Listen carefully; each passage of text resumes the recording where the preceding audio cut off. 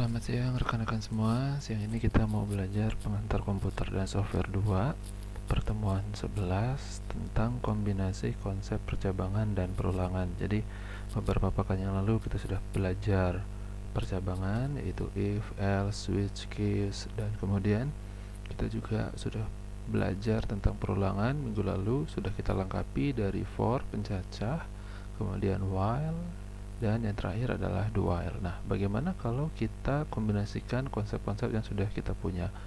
Studi kasus apa saja sih yang bisa diselesaikan menggunakan materi konsep percabangan dan perulangan ini? Oke, kita punya pretest, ada 3 soal. Ini nanti akan saya buatkan assignmentnya di Google Classroom. Teman-teman bisa kerjakan dan juga bisa langsung isi di Google Classroom. Nanti sekaligus juga dengan tugasnya. Seperti biasa, tugas praktikum nanti ada beberapa yang harus teman-teman selesaikan. Nah, di pretest yang pertama, teman-teman pasti harusnya sudah bisa menjawab apa itu perbedaan sintaks if dan if else. Ini sudah pernah kita bahas sebelumnya. Hanya untuk penyegaran saja, untuk beberapa teman-teman mungkin ada yang lupa, silakan dibuka-buka catatannya. Nah, kemudian ada juga pertanyaan yang kedua, apakah perbedaan mendasar antara perulangan do while dengan while? Nah, ini sudah ada di video saya sebelumnya. Yang terakhir pertanyaannya adalah kapan kita menggunakan perulangan dengan for dan while. Nah, ini mungkin teman-teman bisa menjawab karena sudah banyak latihan yang dilakukan dari pekan-pekan sebelumnya. Kita masuk materi selanjutnya, yaitu perulangan dengan kondisi atau perulangan yang pakai if atau if else gitu ya. Nah, ini contoh kasus yang pertama. Anda diberi instruksi untuk membuat sebuah program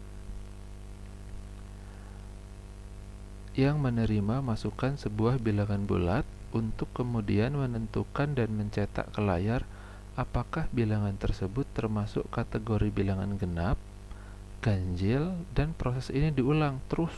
Jadi kita bisa proses terus sampai pengguna memberi masukan bilangan min 999 atau negatif 999. Ketika inputannya ini, baru program berhenti.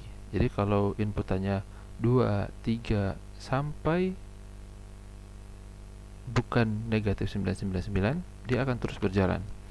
Nah, ketika diinputkan negatif 999, dia programnya baru bisa berhenti. Pertanyaan pertama adalah, struktur program seperti apa yang akan kita gunakan? Yang pertama, apakah pakai looping? Sudah pasti. Apakah pakai percabangan? Ya, karena ada pertanyaan ini, jika ini. Nah, tapi looping apa yang mau kita pakai? While kah, for, atau do while? Bagaimana bentuk program tersebut? Coba dibuat program dan flowchartnya. Nah, untuk yang tugas pertama, karena ini daring, kalau di kelas saya akan minta teman-teman untuk coba membuatnya terlebih dahulu sebelum kita bahas. Tapi karena ini daring, kita akan langsung coba kerjakan dari studi kasus ini. Nah, ini jawaban yang sudah dibuat oleh kami, tim pengajar. Contoh solusinya seperti ini. Jadi, kita punya masukan integer n, kita punya variabel n, kemudian masukkan sebuah bilangan bulat, tentu saja pakai cin n gitu ya. Nah, kebetulan yang paling mudah kita pakai while. Ketika while n tidak sama dengan negatif 99, maka kerjakan. If-nya untuk apa? Untuk menentukan apakah dia bilangan genap atau ganjil. Kalau untuk menentukan bilangan genap, mudah saja, tinggal bilangan tersebut yang diinputkan tadi kita mod dengan 2 dan hasilnya sama dengan 0. Kalau hasilnya sama dengan 0, cetak n bilangan tersebut dan kasih keterangan termasuk bilangan genap. Ini script untuk menulis termasuk bilangan genap, jangan lupa pakai petik. Untuk apa spasi, Pak? Untuk supaya angkanya tidak nyambung dengan termasuk ini, tidak dempet gitu ya. Kemudian kita kasih n line. Nah, untuk yang ganjil bagaimana? Boleh saja teman-teman buat di sini if else mod 2 sama dengan 1 termasuk bilangan ganjil. Tapi karena pertanyaannya hanya genap dan ganjil, ya sudah. Yang sudah pasti yang tidak genap adalah bilangan ganjil. Baru dicetak, masukkan sebuah bilangan bulat. cetak lagi cin. Nah, inilah nanti yang akan kita looping terus selama dia nilainya tidak sama dengan negatif 999. Kalau nilainya negatif 999, apa yang terjadi? Dia akan keluar atau determinasi, program akan berhenti. Oke, baiklah. Dengan kalau begitu, supaya lebih jelas, kita akan coba buat programnya. Saya punya program main.cpp supaya teman-teman bisa lihat hasilnya nanti seperti apa gitu ya. Pertama harus dilakukan, tentu saja kita punya integer n. Jadi jangan lupa dicetak dulu cout.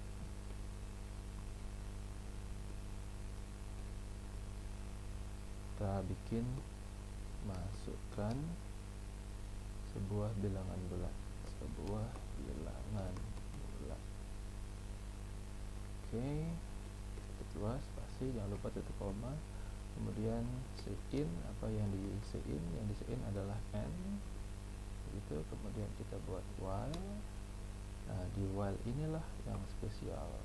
Kita bisa bikin n yang tidak sama dengan negatif 999, baru kita proses. Apa yang kita proses? Jika ada pernyataan jika if n kita mod 2 sama dengan 0, maka kita cetak cout n adalah spasi bilangan termasuk bilangan genap,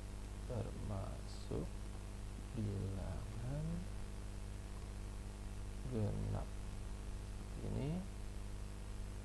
Kemudian jangan lupa teman-teman berikan end line. Nah, seperti itu. Di sini teman-teman bisa berikan else. Ya, apa isinya? Cout n adalah termasuk bilangan ganjil.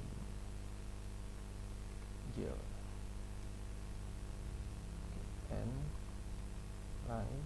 Oke. Lalu kita cetak apa lagi? Kita bikin perulangan untuk yang ini. Tidak perlu ditulis ulang, cukup di copy saja. Kita paste. Nah, yang hello world ini karena kita nggak menggunakannya, kita hapus saja. Baik, coba kita running, hasilnya seperti apa. Ini supaya rapi dan supaya terlihat oleh teman-teman. Alasannya programnya itu hanya ada 17 baris saja. Kita coba running.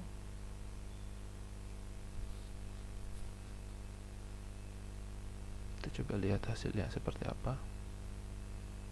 Oke. Ya. Ada pertanyaan, masukkan bilangan bulat, saya masukkan 8 termasuk bilangan genap, terus saya masukkan 900 misalnya. Bilangan genap saya masukkan 901. Bilangan ganjil saya masukkan 999. Bilangan ganjil. Nah, coba kalau kita mau hentikan, cukup masukkan negatif 999. Nah, program baru berhenti. Oke.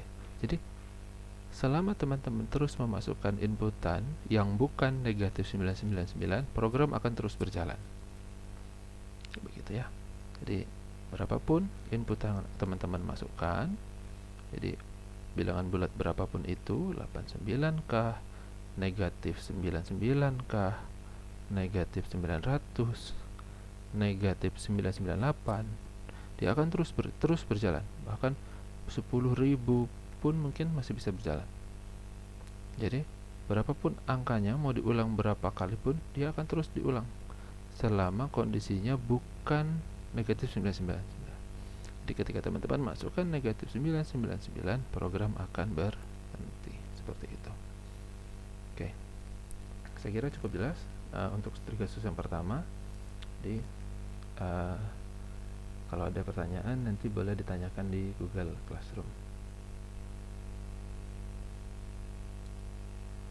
Ini penjelasannya. Untuk komponen perulangannya kita pakai while ya. Kemudian di dalam ada perjabangan. Nah, pertanyaannya, ada solusi lain atau enggak? Bagaimana jika menggunakan do while?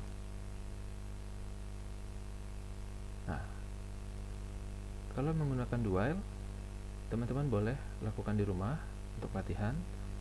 Sebenarnya mudah saja, tinggal dibalik itu, while ditaruh di bawah, kemudian dikasih hook do. Oke. Supaya nggak penasaran, kita coba aja ya. Jadi, gimana untuk melakukan kalau ini dirubah jadi do while? Kita coba pindahkan di sini. Jangan lupa dikasih titik koma. Di sini ditambahkan do. Oke. Saya coba compile.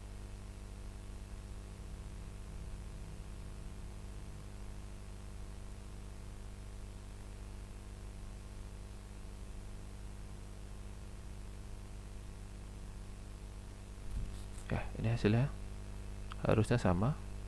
Saya masukin 8, genap 9, ganjil negatif 900, tetap negatif 907, tetap ganjil. Ketika kita masukkan negatif 999, dia baru berhenti dieksekusi karena dia karena dia adalah negatif 99 dan nilai itulah yang bisa memberhentikan program. Tidak masuk ke dalam kondisi perulangan lagi. Jadi negatif 99 itu dia akan mengeluarkan program dari kondisi perulangan. Oke. Sudah bisa kita jawab pertanyaan yang bagaimana jika menggunakan do while. Baik. Nah, latihan yang kedua, teman-teman diminta untuk buatlah sebuah program yang dapat melakukan pengecekan terhadap bilangan prima. Apa yang harus dilakukan? Yang pertama, bilangan prima adalah bilangan yang hanya memiliki faktor 1 dan bilangan itu sendiri. Contohnya mungkin teman-teman sudah paham ya. 2, 3, 5, 7, 9. Oh, bukan 9 ya. Karena 9 bisa dibagi 3, jadi bilangan prima adalah 2, 3, 5, 7, 11, 13 gitu ya. 17, 19 dan seterusnya. Nah, jika n habis dibagi oleh suatu bilangan m yang bukan n, maka n bukan bilangan prima. Nilai m ini bisa berapapun. Bisa 2, bisa 3 pembaginya gitu ya. Siapapun yang bisa dibagi oleh bilangan selain dirinya sendiri dan 1, maka dia bukan bilangan prima.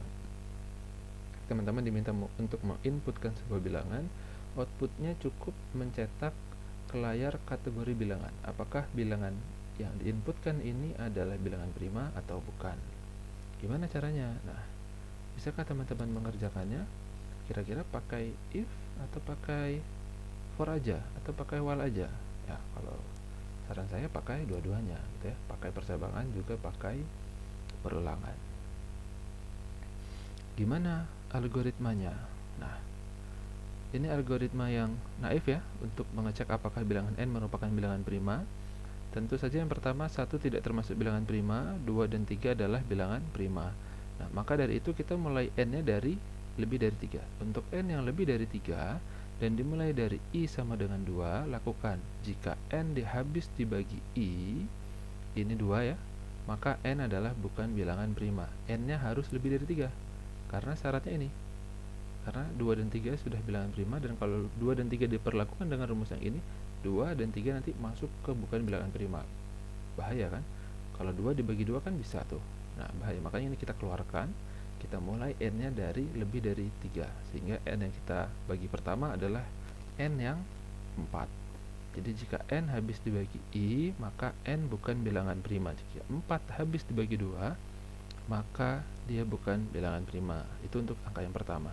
Nah, tambah terus nilai i-nya menjadi i plus 1. Ulangi langkah hingga i sama dengan n. Gitu. Itu algoritmanya. Nah, ini programnya. Saya membuat 2 buah variabel yang kita gunakan. Tiga buah variabel.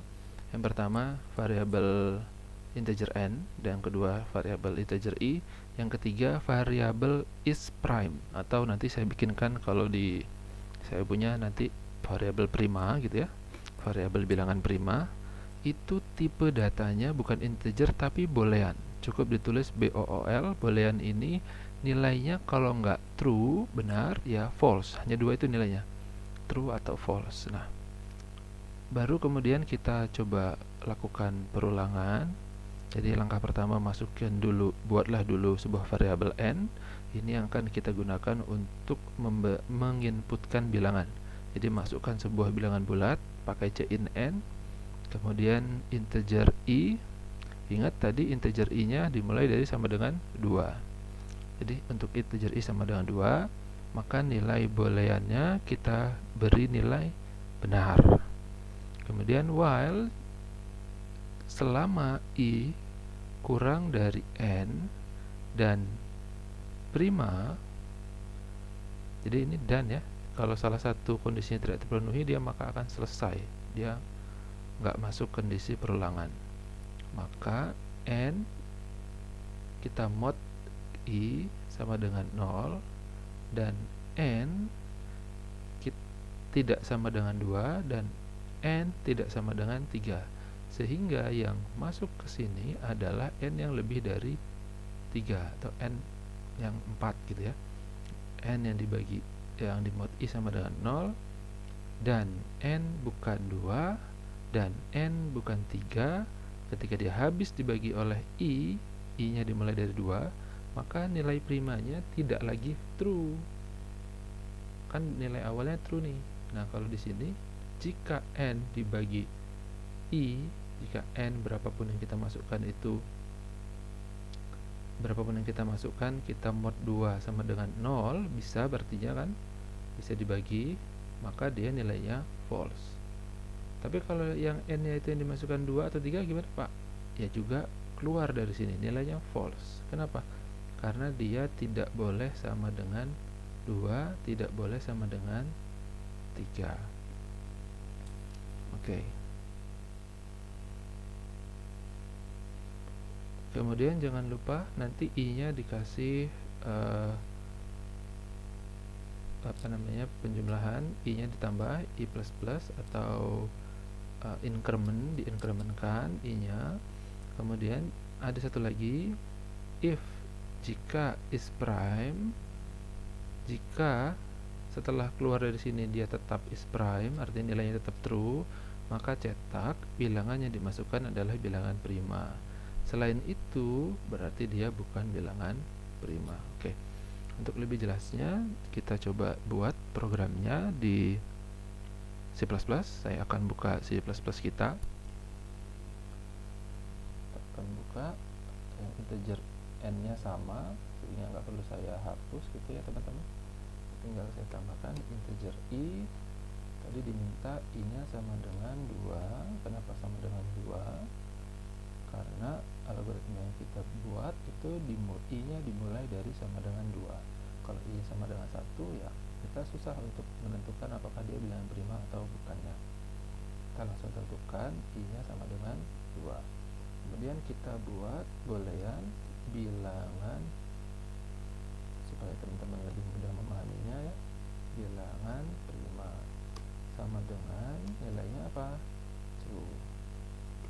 Ya, true. Baru kita buat while selama, ini kita mau cek kondisinya, selama i kurang dari n, dan yang di atas ini selama i kurang dari n dan nilainya dan bilangan prima gitu ya, dan dia benar gitu, maka kita harus lakukan apa yang harus kita lakukan. Pertama, if n kita bagi, ini untuk menentukan dia bukan bilangan prima, kita bagi dengan i, nilainya sama dengan 0 dan dia bukan, ada syarat selanjutnya adalah dia bukan 2. Saya lupa tambahkan dan n tidak sama dengan 2. Syarat selanjutnya adalah dan n tidak sama dengan 3. Maka si bilangan prima ini nilainya adalah false. Oke, kita keluar if-nya. Jangan lupa kita berikan i plus di sini. Kita keluar dari perulangan, kita tambah lagi jika if bilangan prima, maka kita cetak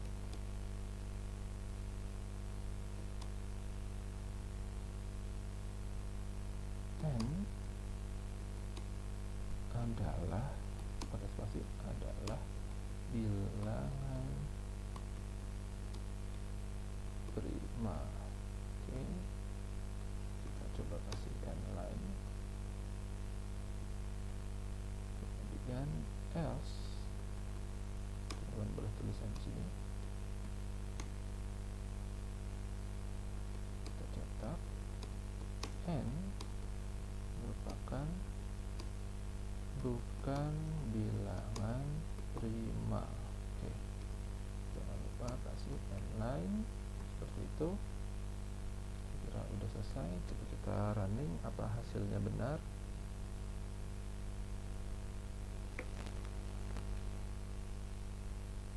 Ya, coba saya masukin bilangan bulat 8. 8 adalah bukan bilangan prima. Oke, berapa yang bilangan prima? Coba kita masukin 2. 2 adalah bilangan prima. Oke, saya coba masukkan lagi berapa, misalnya 3. 3 adalah bilangan prima. Oke, 5. 5 adalah bilangan prima. Selanjutnya 7. 7 adalah bilangan prima. 9. 9 adalah bukan bilangan prima. Oke, saya kira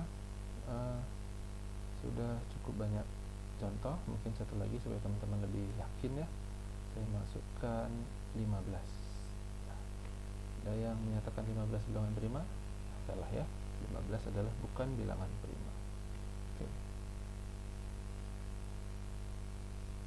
Selain untuk ini menentukan bilangan prima, perulangan bersarang itu juga bisa digunakan untuk teman-teman membuat beberapa contoh berikut ini ya. Dengan menggunakan bahasa pemrograman dan prinsip perulangan bersarang, teman-teman bisa membuat beberapa ini. Silakan kalau mau dilakukan latihan di rumah ya, menambah ilmu untuk mencoba-coba ini. Juga bisa membuat gambar hati seperti ini menggunakan 2 karakter, huruf A dan huruf B. Ini hanya menggunakan perulangan, teman-teman bisa lakukan. Kalau teman-teman sudah bisa melakukan 3 hal ini di rumah, saya yakin teman-teman dapat menguasai perulangan dengan baik, mau apakah itu for, while, ataupun do while gitu ya. Kemudian ini contoh, kita berikan contoh perulangan bersalang atau for dalam for atau while dalam while gitu ya. Nah, ini penjelasannya. Yang pertama, perulangan yang dilakukan di dalam kondisi perulangan terluar. Jadi ada kondisi outer loop. Nah, ini teman-teman sudah bisa lihat outer loop for yang pertama. Kemudian kita punya inner loop. Ini for yang di dalam. Contoh penerapannya pembangkit pola dan algoritma pencarian data.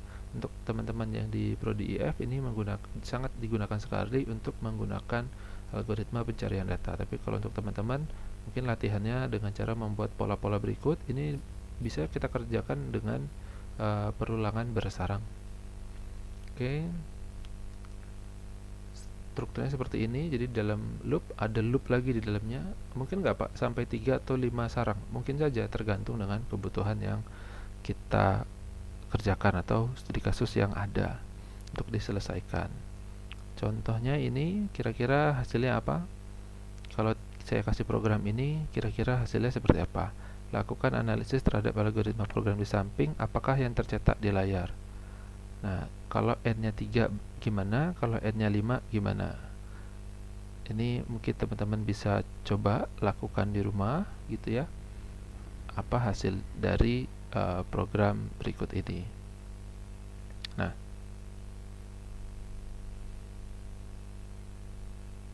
kira-kira seperti ini. Atau kita coba saja, nanti teman-teman cukup mengerjakan tugas-tugas yang lain. Ini kita coba buat di program, kita punya masukan dari user ya, tetap n gitu ya, kemudian for-nya yang kita coba untuk ganti. Nah, oke, ketika ini kita harus bersihkan dulu, n-nya tetap, cin-nya tidak kita rubah, kita langsung saja for. Ingat kalau for dia ada 3 kondisi ya, ada kondisi pertama, kedua, dan ketiga di sini. Jadi tidak perlu menuliskan i++ di dalam badan program, dalam badan perulangan, karena dia ada di kondisi perulangannya. Jadi kita punya integer i sama dengan n, i sama dengan n, kemudian n tidak boleh lebih dari i lebih dari 0, nilai i lebih dari 0, kemudian i nya kita kurangi. Jadi selain bisa ditambah, kita juga bisa mengurangi. Nah, di dalam for yang pertama ada for yang kedua, kita tulis lagi integer j sama dengan i, for integer j sama dengan i, kemudian j lebih dari 0, kita coba j lebih dari 0, kemudian kita kurangkan menggunakan j min min, baru kita masukkan cout x. X-nya jangan lupa dikasih ketik karena ini adalah sebuah karakter. Baru di sini di for yang terluar atau outernya kita masukkan cout n line. Untuk apa? Untuk memberikan sebuah enter. Nah, nanti kita lihat hasilnya. Kita diminta untuk memasukkan n sama dengan 3. Oke. Nah, ini deh.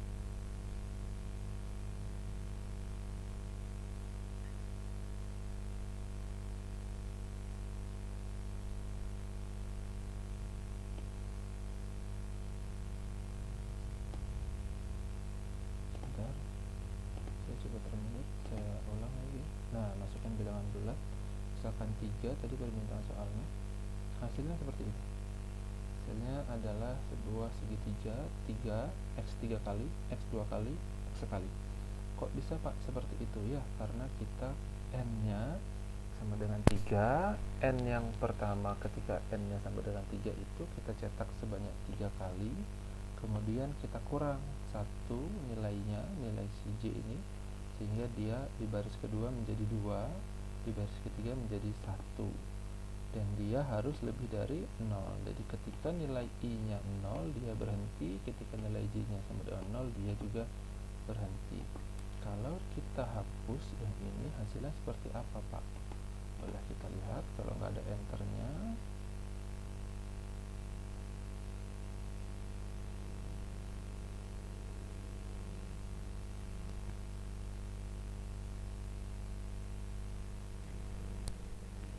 Jadi kalau tidak ada enternya, kita masukin 3, hasilnya ke kanan ada 6x, ada 6x ke kanan. Kok bisa begitu Pak? Ya betul. Jadi kalau tidak ada enternya, itu saya gambarkan di bawah aja. Jadi yang pertama dicetak adalah xxx ketika n sama dengan 3, kemudian ada lagi xx ketika n nya sama dengan 2. Kok tahu Pak n nya sama dengan 2? Ya kan i sama dengan n, maka i di sini adalah i sama dengan 3. Karena enternya dihapus, maka i kan tadi sama dengan 3, j sama dengan i, berarti j sama dengan 3, j tidak boleh lebih dari, j harus lebih dari 0, dan j dikurang 1 ketika sudah menjalankan ini. Jadi cetak dulu x nya sebanyak 3 kali, karena j nya sama dengan 3, sebanyak 3 kali, kemudian j dikurang 1, jadi j dikurang 1 jadi 2. Nah, 2 cetak 2, kemudian kurang 1 lagi sama dengan 1, kurang 1 lagi sama dengan 0, dia keluar, berhenti seperti ini. Karena dia tidak ada spasi, tidak ada enter, maka dia tercetak tersambung seperti ini. Nah, x, x, x, x. Kalau kita tambah n line, maka akan ada 3 kali enter. Ketika ketika I sama dengan N dan I nya sama dengan 3, kemudian melakukan ini sebanyak 3 kali tadi. Setelah selesai di enter sekali, kemudian setelah I sama dengan 2 selesai dibuat seperti ini, maka dia akan melakukan enter sekali lagi, dan ada enter yang terakhir di bawah, jadi nggak kelihatan ini enter yang terakhir. Nah, kira-kira penjelasannya seperti itu. Oke, baik. Bagaimana kalau n nya sama dengan 5? Nah, kita coba lihat, boleh, kalau n nya sama dengan 5.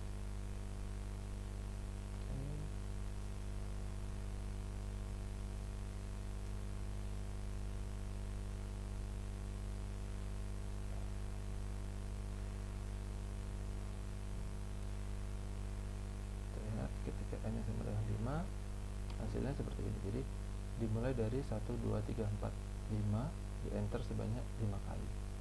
Ini ada enter yang terakhir yang saya bilang tadi. Oke, kira-kira demikian penjelasan dari saya untuk studi kasus yang ketiga, maaf. Nah, yang selanjutnya latihan untuk teman-teman membuat pola persegi seperti ini menggunakan notasi tagar atau pagar ya. Nah, buatlah sebuah program yang dapat menerima masukan sebuah bilangan bulat n yang menyatakan panjang sisi persegi. Kemudian program akan mencetak ke layar pola persegi dengan menggunakan simbol pagar ini. Ini contohnya kalau n-nya sama dengan 3. Nah, hampir mirip sama seperti tadi, cuma apa bedanya? Bedanya adalah yang tadi polanya 3, 2, 1 seperti ini ya, segitiga. Ini full. Nah, apa yang harus kita lakukan? Program yang tadi cukup kita modifikasi, inputannya sama, for-nya yang kita ganti. For integernya kita mulai dari sama dengan 0, kemudian i-nya harus kurang dari n. Kenapa mulainya dari 0? Karena n-nya misalkan 3, kalau dia mulainya dari 0, dia tetap akan punya perulangan sebanyak 3 kali. Kalau kita mulainya 1, jadi i-nya harus kurang dari sama dengan n, supaya nilai i tetap sama dengan n. Nah, kalau tadi dikurang, yang ini ditambah sampai dia berhenti ketika nilai i-nya ini kurang dari n. Kalau n-nya 5, berarti nilainya 5 dia berhenti. Kita nilai 4, dia masih masuk kondisi ini. Begitu juga dengan j-nya, kita samakan, pagarnya sama, cuma tadi x kita ganti tagar, kemudian n lainnya juga masih sama. Oke, kita coba lakukan. Di sini masih sama, hanya ini yang kita ganti. Kita mulai dari 0, kemudian i-nya harus kurang dari sama dengan n. Kalau kita mulai dari 0, kalau kita mulainya dari 1, i-nya kurang dari sama dengan n, seperti itu, supaya nanti nilainya sama. Oke, kita pakai i-nya i plus plus. Nah, di j sama dengan i, atau i sama dengan 0. Gak mungkin kalau i sama dengan i, karena ini sudah berbeda. Ininya juga sama, harus kurang dari 0, kurang dari i, bukan kan n, tapi kurang dari i. Kurang dari n ternyata, bukan kurang dari i. J nya plus plus. Oke, kita ganti dengan pagar, baru teman-teman n line harusnya sudah benar. Jadi kalau kita masukkan n nya sama dengan 3, harusnya ada matriks atau ada kubus dengan pagar 3 kali 3.